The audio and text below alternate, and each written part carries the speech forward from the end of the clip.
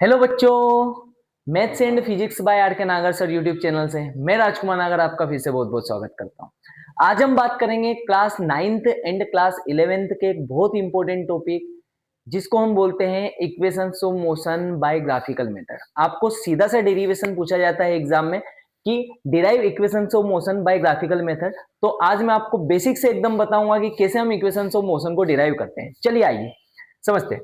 सबसे पहले बात करते हैं बेटा कि हमारे पास वीटी ग्राफ क्या होता है। थोड़ा सा मैं इसको समझाता हूं। सबसे पहले समझना बात को, हम इक्वेशंस ऑफ मोशन को सिर्फ एक ही ग्राफ से डिराइव करेंगे, उसको हम बोलेंगे वीटी ग्राफ। ठीक है, क्या होता है समझना बात को। यहां पर मैंने आपके सामने एक वीटी ग्राफ को ड्रॉ किया है। वीटी ग्राफ मतलब वेलोसिटी टाइम ग्राफ। अब वेलोसिटी टाइम ग्राफ में क्या दिया हुआ है, मैं अगर आपको थोड़ा सा यहां से ऐसे ही समझा दूं।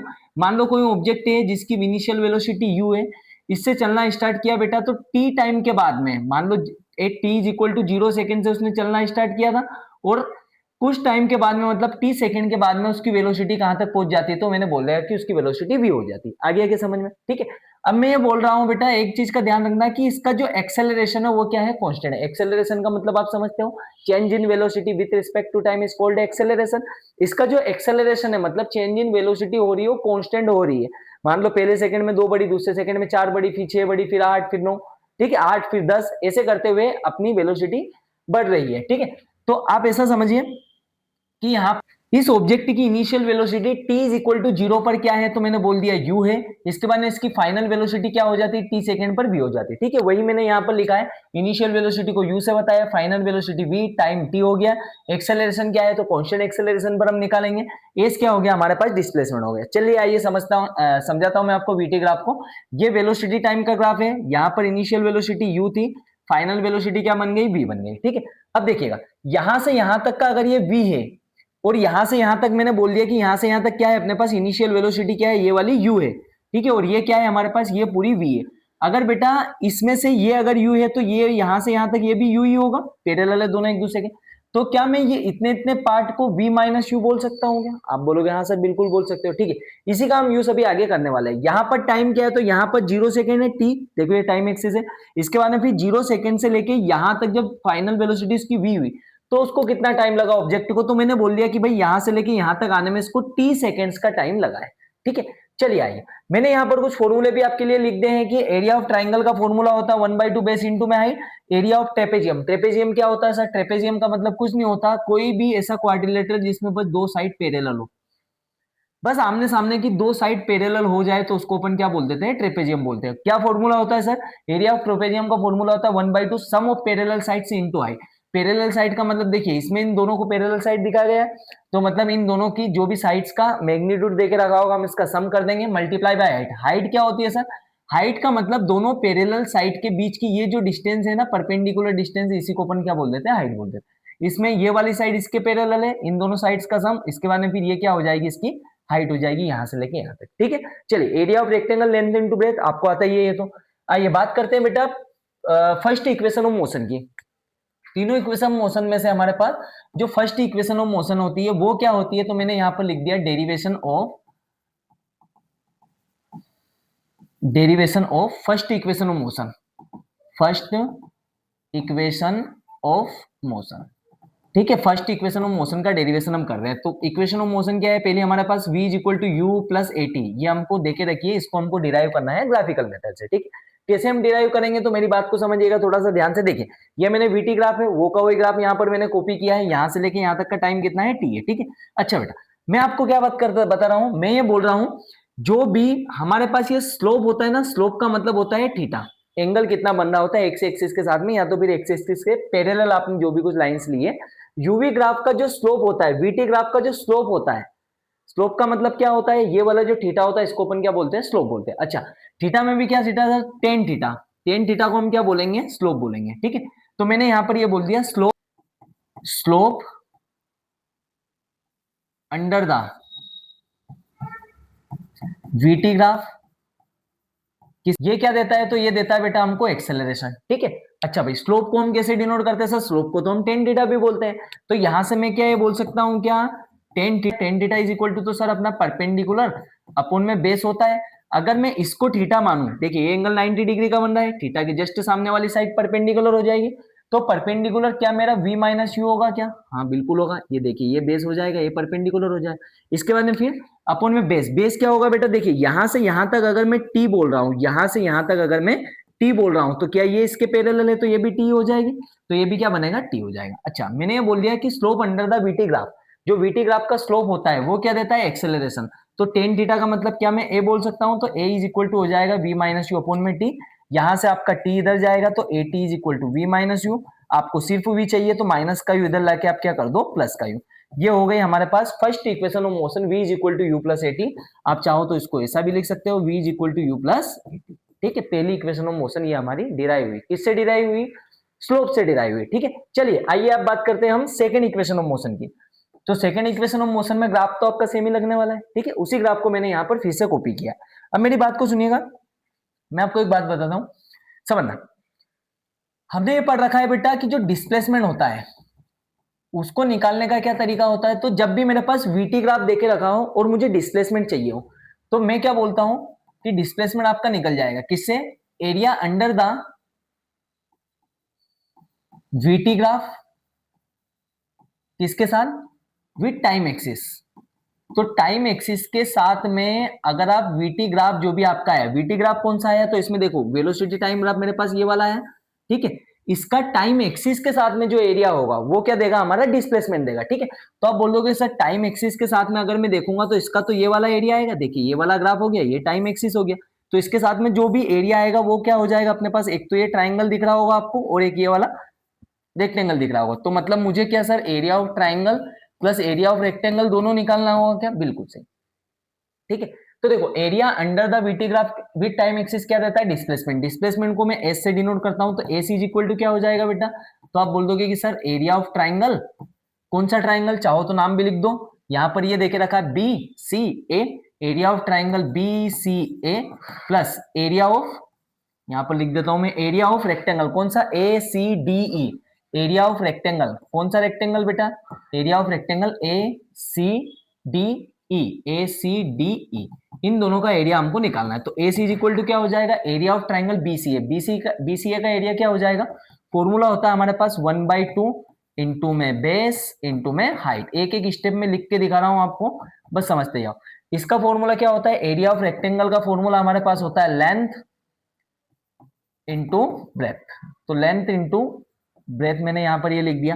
अच्छा, तो A C is equal to क्या बनेगा? 1/2 बेस क्या हो जाएगा? अगर मैं इस ट्राइंगल की बात करूं, अगर मैं सिर्फ इस ट्राइंगल की बात करूं तो इसमें ये तो हो जाएगा बेस हमारे पास। तो बेस क्या हो जाएगा बेटा? ये टी है तो ये भी टी हो जाएगा क्या? आप बोलोगे हाँ सर। इसके बाद में हाइट क्या हो जाएगी? तो इस ट्राइंगल की हाइट हो जाएगी ये वाली v माइनस यू। तो आपने इसकी जगह पर क्या लिख दिया? v minus you plus area of rectangle क्या हो गया? एरिया ऑफ रेक्टेंगल ये रहा अपने पास। तो इसके पास ये वाली तो हो जाएगी अपने पास लेंथ और ये वाली हो जाएगी ब्रेथ।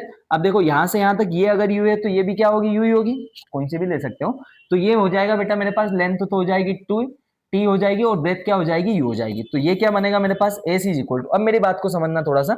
इसके पहले मैं आपको इक्वेशन नंबर 1 पर फिर से लेके जाता हूं। इक्वेशन नंबर 1 क्या है हमारी? देखिए मैंने यहाँ पर सिंस करके लिख दिया, वो लिख दिया बाय इक्वेशन 1। इक्वेशन नंबर 1 क्या है? तो आप बोलोगे sir v is equal to u plus a t हमारे पास इक्वेशन नंबर 1। अगर ये प्लस का यू में इधर लेके माइनस का यू कर लू तो क्या ये 80 के इक्वल में बचेगा क्या? आप बोलोगे बराबर बात है सर। ठीक है, तो यहां से मैं क्या बोल रहा हूं? यहां से मैं ये बोल रहा हूं, अच्छा इसको एक काम करते हैं ना, इधर ही लिखते हैं इसके नीचे, थोड़ा सा जूम आउट कर देते हैं। देखिए तो यहां से अपना एस जो होगा वो निकलेगा 1/2 इंटू में टी, तो मेरे पास टी का टी ही रखा हुआ है। क्या मैं इस v माइनस यू की जगह पर 80 लिख सकता हूं क्या? अभी इक्वेशन नंबर 1 से डिराइव किया, तो यहां पर मैंने लिख दिया क्या? 80 प्लस में क्या चल रहा है बेटा? टी इंटू में यू, ये क्या बन जाएगा? यूटी। तो क्या s is equal to u t को मैंने आगे लिख दिया प्लस हाफ टी और टी मिलके क्या बनाएंगे? टी का स्क्वायर ए वैसा का वैसा। क्या ये आपके पास सेकंड इक्वेशन ऑफ मोशन आ गई क्या? ठीक है, कुछ नहीं किया है बेटा, मैंने सिर्फ एरिया निकाला है। किससे किससे एरिया निकाला है? तो एरिया ऑफ ट्राइंगल हमने फाइंड किया है। एरिया ऑफ ट्राइंगल कौन सा रहा? देखिए ये वाला एरिया, इसका ट्राइंगल का एरिया, और दूसरा रहा अपने पास ये वाले रेक्टेंगल का एरिया। दोनों को मिलाऊंगा तो क्या मेरे पास टोटल डिस्प्लेसमेंट आ जाएगा? ई से लेके मतलब यू से लेके वी वेलोसिटी जब हुई तो कितना डिस्प्लेस हुआ ऑब्जेक्ट आपका, ये आ जाएगा। ठीक है, तो ये होती है हमारे पास सेकेंड इक्वेशन ऑफ मोशन। लिख लीजिए, इसको भी नोट डाउन कर लीजिए, स्क्रीनशॉट वगैरह लेना है तो ले लीजिए। चलिए आइए अब हम बात करते हैं थर्ड इक्वेशन ऑफ मोशन की। ग्राफ हमारा सेम रहेगा। ठीक है, थर्ड इक्वेशन ऑफ मोशन को कैसे डिराइव करते हैं सर? तो थर्ड इक्वेशन ऑफ मोशन को भी डिराइव करने के लिए आपके पास सेम तरीका होगा। सिर्फ आप क्या करोगे, यहां पर वहां पर हमने क्या किया था, सेकंड में area under the VT graph लिया था, इसमें भी हम area under the VT graph ही लेंगे, लेकिन यहां पर क्या करेंगे बेटा, यहां पर मैं इस ट्रेपेजियम का एरिया ले लूंगा पूरे का। ट्रेपेजियम कौन सा सर, अभी दिखाता हूं आपको, चलिए समझते हैं। तो मैंने फिर से यहां पर लिख दिया ऑल्सो, है ना। यहां पर अब मैं क्या कर रहा हूं, थर्ड इक्वेशन ऑफ मोशन का ग्राफ कर रहा हूं, तो यहां पर चाहो तो लिख लेना थर्ड नंबर पर derivation of v square minus u square is equal to 2as। ये मेरे पास कौन सी है, तो थर्ड इक्वेशन ऑफ मोशन है, इसको मैं करवा रहा हूं। अच्छा, सेकेंड वाली में हमने लिख दिया था क्या डेरिवेशन, सेकेंड वाली में नहीं लिखा था ना, सेकेंड यहां पर नाम दे देना, यहां पर लिख देना डेरिवेशन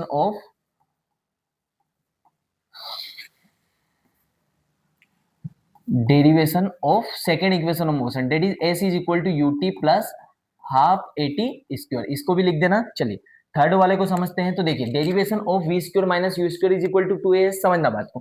जो बात मैंने लिखी थी मैं फिर से उसको दोहरा रहा हूं। मेरा जो डिस्प्लेसमेंट होता है, तो डिस्प्लेसमेंट का क्या फॉर्मूला होता है बेटा, तो डिस्प्लेसमेंट इज इक्वल टू होता है हमारे पास area under the VT graph. VT graph का जो एरिया होता है किसके साथ, विथ टाइम एक्सिस, तो टाइम एक्सिस के साथ में जो एरिया होता है वीटी ग्राफ का, वो क्या देता है हमको, डिस्प्लेसमेंट देता है। ठीक है, डिस्प्लेसमेंट को मैंने एस से डिनोट किया। अच्छा भैया, अब समझना बात को, area under the VT graph, इसके मेरे पास वेलोसिटी टाइम का ग्राफ हो गया जो कि एक्सेलरेशन दे रहा है। इसका टाइम एक्सिस के साथ में मुझे एरिया निकालना है, तो एरिया निकालने के लिए क्या करना पड़ेगा आपको, इससे इसको ज्वाइन कर दो, इससे इसको ज्वाइन कर दो।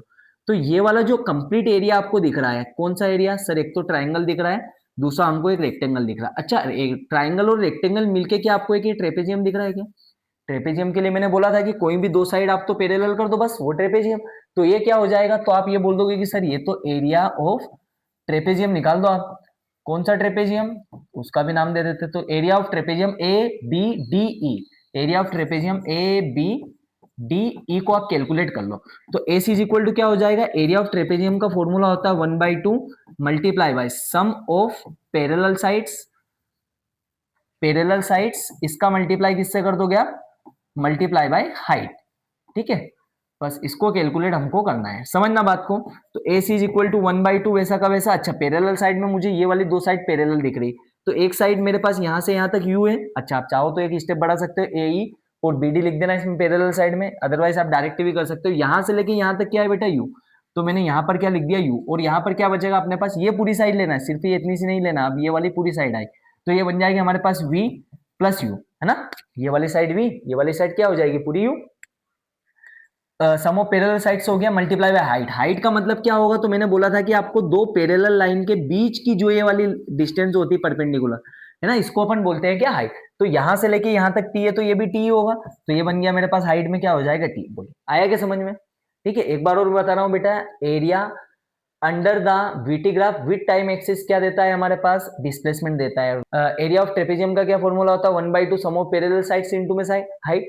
तो sum of parallel sides, parallel sides मुझे दो दिख रही हैं, इसके बाद हाइट क्या हो जाएगी, ये वाली दोनों पैरेलल साइड्स के बीच की परपेंडिकुलर डिस्टेंस को अपन क्या बोलते हैं, हाइट बोलते हैं। ठीक है, तो 1/2 पैरेलल साइड्स वी यू, ठीक है, मल्टीप्लाई बाय यू। अच्छा, मैं फिर से पहली इक्वेशन को बुला रहा हूं, तो मैंने यहाँ पर लिख दिया बाय इक्वेशन 1। इक्वेशन नंबर 1 क्या थी, v is equal to u plus a t.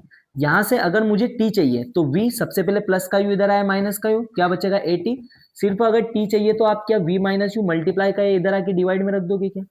ठीक है, तो t की वैल्यू यहां से क्या हो जाएगी बेटा, v माइनस यू अपॉन में, है ना, इक्वेशन नंबर 1 थी, प्लस का u इधर आया, माइनस का u मल्टीप्लाई का इधर आया, डिवाइड का है, इज इक्वल टू क्या बचेगा, सिर्फ और सिर्फ हमारे पास बचेगा t। ठीक है, बाकी का केस में आपके सामने इधर कर रहा हूं। चलिए आगे बढ़ते हैं, तो समझना बात को। यहां से मैंने क्या लिख दिया, इसको मैं फिर से उठा रहा हूं, इसी को मैं कंटिन्यू कर रहा हूं। तो A C is equal to 1/2 into में v प्लस यू। क्या मैं t की जगह पर v माइनस यू अपॉन में लिख सकता हूं, आप बोलोगे बिल्कुल सर। तो मैंने यहां पर क्या लिख दिया, t की जगह पर v माइनस यू अपॉन में a लिख दिया। ठीक है, अच्छा, एक फॉर्मूला हम बचपन से पढ़ते हुए आ रहे हैं, कौन सा, कि जब भी हमारे पास a प्लस बी इंटू में a माइनस बी होता है, तो इसको तो मैं a square minus b square लिख सकता हूं। ठीक है, तो a इज इक्वल टू क्या बनेगा, 1/2 ये v plus u, v minus u, a plus b, a minus b, a square minus b square, तो v square minus u square हो जाएगा। अच्छा, अपोन में क्या चल रहा है, अपोन में a आपका चल ही रहा है। ठीक है क्या, अब देखिए डिवाइड का 2 डिवाइड का है, उधर जाके मल्टीप्लाई में हो जाएगा, तो ये बन जाएगा 2as is equal to v square minus u square. बहुत बहुत बधाई हो, आपकी थर्ड इक्वेशन ऑफ मोशन आ चुकी है। V square minus u square is equal to 2as, v square minus u square is equal to 2as। ठीक है, ये मैंने आपको तीनों इक्वेशंस ऑफ मोशन बताई। कौन सी मेथड से? तो बाय ग्राफिकल मेथड से। नेक्स्ट वीडियो में हम बात कर लेंगे इनको बाय कैलकुलस मेथड से। ठीक है, चलिए इसी के साथ अच्छा लगा हो तो वीडियो को लाइक कीजिएगा, कमेंट करके बताइएगा अगर कुछ भी डाउट हो या फिर कुछ भी टॉपिक्स आपको अगर पढ़ना हो तो आप कमेंट करके बता दीजिएगा, मैं जरूर उस वीडियो को लेके आऊंगा। अच्छा लगा हो तो चैनल को सब्सक्राइब कीजिए। मिलते हैं नेक्स्ट क्लास में, तब तक के लिए पढ़ते रहिए, स्वस्थ रहिए, व्यस्त रहिए, मस्त रहिए। Thank you so much.